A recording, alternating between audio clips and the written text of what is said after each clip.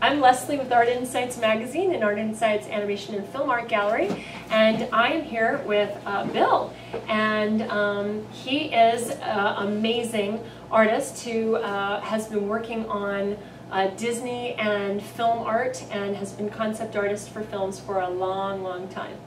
And can you talk a little bit about your history and how you started as an artist and working on films?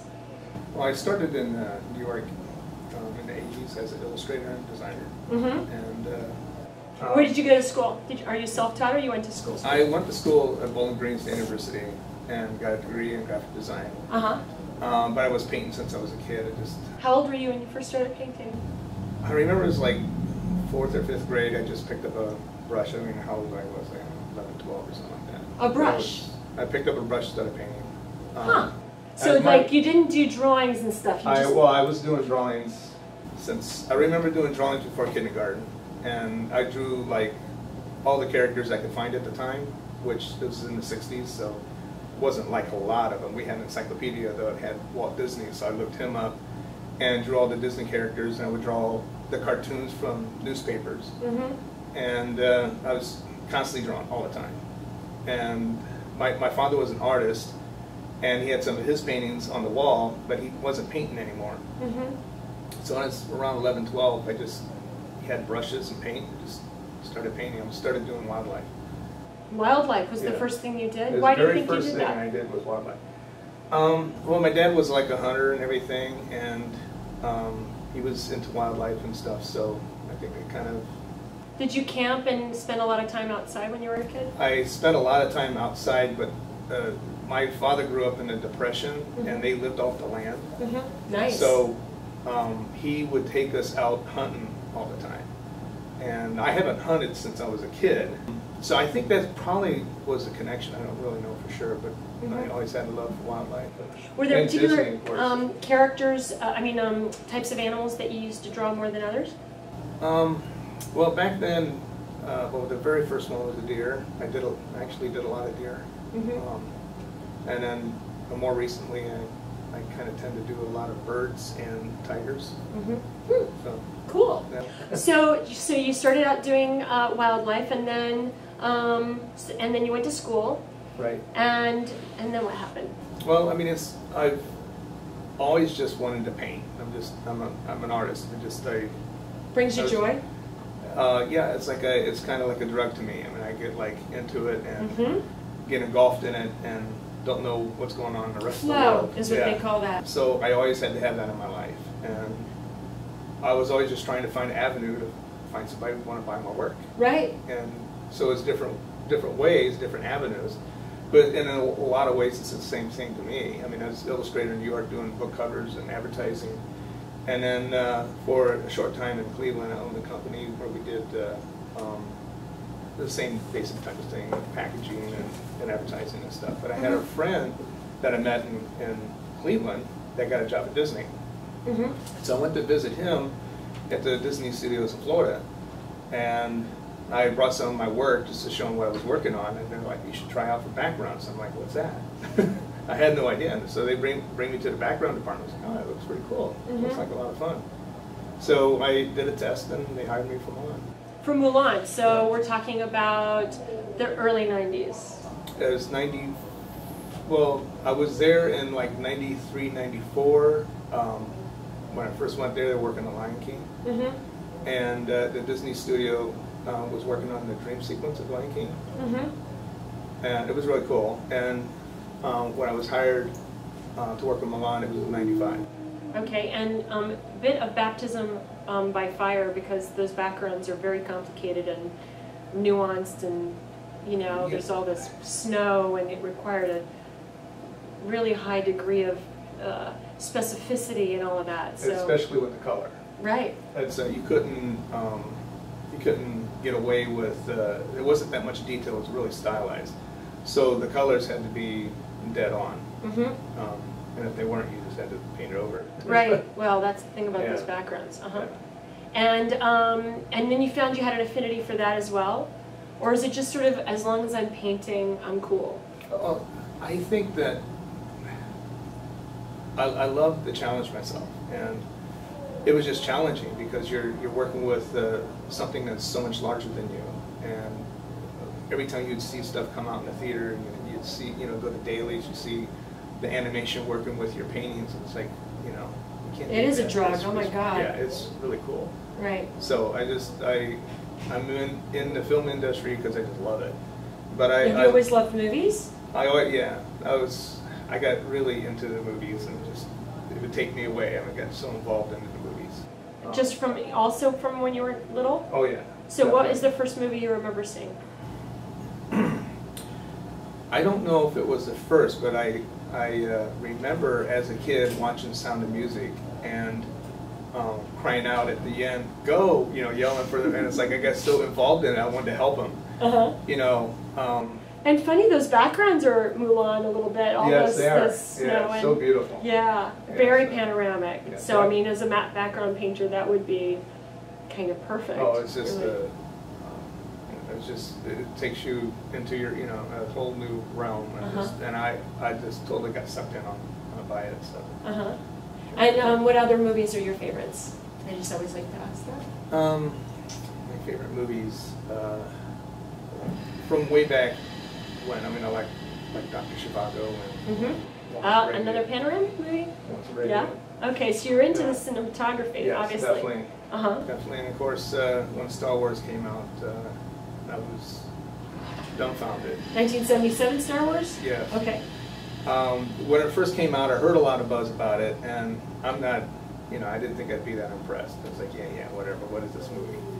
And then when I first saw it, I'm like, George Lucas really took you into a completely different world, and and I really got into it. I'm like, I didn't think I would, but when I first saw the first films, I'm like, how in the heck did they do this?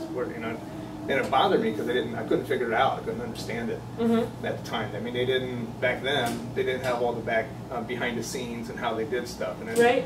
And I don't think they thought anyone cared. Yeah. So it was really magical. It's like, wow. And transportive, which is really, sounds like you're into in your movies. How did you've also done work for live action movies? Right. Okay. They were closing the Disney studio in 2004, and a bunch of the studios came to Florida, and Disney hosted them, and the artists would go and show their portfolios. And so that's nice. Yeah, it was really nice actually. I'm impressed with that. Yeah, that's nice to hear. ILM came and they looked at my portfolio and ILM. They flew me to LA. Industrial Light and Magic. Okay, sorry, continue. And they were impressed with my work, although I taught myself Photoshop. I never did, live action before. They offered me the job, and I took it and started working on Star Wars. What was your impression of that experience? It was really cool. I had a great time. Were there just tons and tons of artists all in one place, all working together, or how was it? What was the experience like?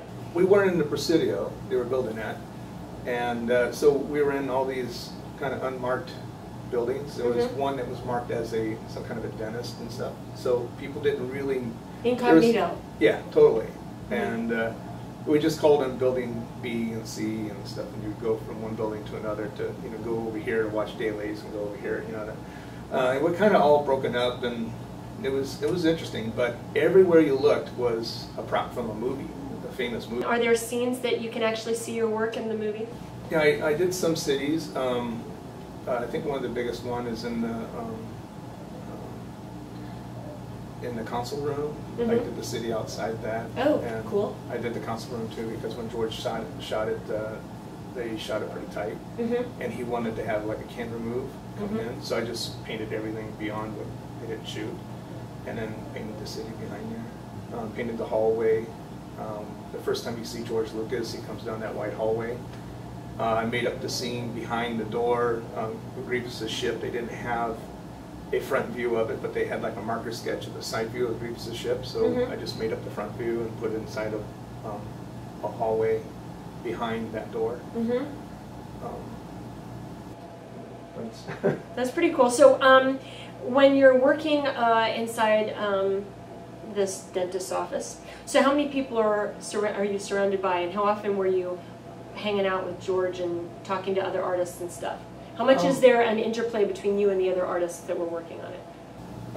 You know, there's a lot of films that they're working on at the same time. And I was specifically at the time working on Star Wars, and I worked with a lot of people in matte painting. But you can go around and see other artists too. But when they gave me the party, well, they threw a party for the people that were thinking about hiring, and they had it. That's cool. It's in LA. I can't remember the name of the bar. A cool bar in LA. Yeah, it's really cool. But I got to meet Rick McCollum, and he's really super nice guy. And so when I started working at ILM, he said, "Hey, Bill, you made the jump and stuff." So they were screening the THX 138, and I signed up to watch it that night, and Rick was there. I didn't know it at the time, but they were redoing it for DVD, and that was actually George Lucas's dailies. So he had his kids come in, and I was sitting by Rick McCollum, and you're checking your pulse, like what the hell's going on here, surrounded by unbelievably powerful and amazing people. I just went into the theater, and Rick goes, "Hey, Bill, how you doing?" I'm like, "Hey, Rick," and he comes over and sits by me, and then two kids come sitting by me, and I'm like, "That's weird. They don't let kids in ILM." And then George Lucas comes down, and because we're sitting there, it's like, "No, Dad, we're going to sit here." So they sat right in front of me, and that was their dailies for. Oh, that is so really cool! Like, yeah, can't beat that. No. So, what other movies have you worked on since then? Well, I worked on Day After Tomorrow for a short time in ILM. I actually loved that movie. And now I work for DreamWorks, and I worked on Shrek 4 and Kung Fu Panda 2, and working on Puss in Boots. Right now. Oh, yay! Because Really I'm excited about that. Yeah. He was always my favorite character. Yeah. Outside of that, now you've actually started creating fine art for Acme, and you have Star Wars art that you do, and George buys it all, mostly. Every once in a while I can get something that I can sell to my clients, but for the most part George buys it, which is an honor, I'm sure. Yes, that's kind of nice. And you do why do you paint so big? I'm just curious. You tend to have a fairly large palette. I would like to even paint bigger. So. Really? The bigger the better as far as you're concerned? I love painting large. I don't like painting small. Why do you like painting large? I don't really know for sure. I just like that when I paint, I'm really aggressive with my paint. But there's a lot of, as I said, specificity, just as this is an example. Yeah. There's a lot of very fine detail, and it takes a lot of time to paint each canvas, no matter what it is you're doing. But you still want to paint big. Well, I'm really aggressive when I'm painting, and I paint with a big brush. Most of everything you see is painted with the 1.5" brush. It's 1.5" flat. It's this wide. So when I paint, I'm just constantly like throwing the stuff on like this and putting it on really thick. The detail comes later once I start to get things, blocked in and start to get tighter. But what makes you aggressive when you're painting? Is it inspiration? Is it passion? What I do is I put my iPod I was going to on. say, what's the music? And when I block in, it's hard rock and specifically. Some Metallica, Guns N' Roses. Kicking it old school. Yeah, I like those. Okay. And they really get me motivated, and there's just so much thought going into the painting. It can be intimidating when you have a white canvas.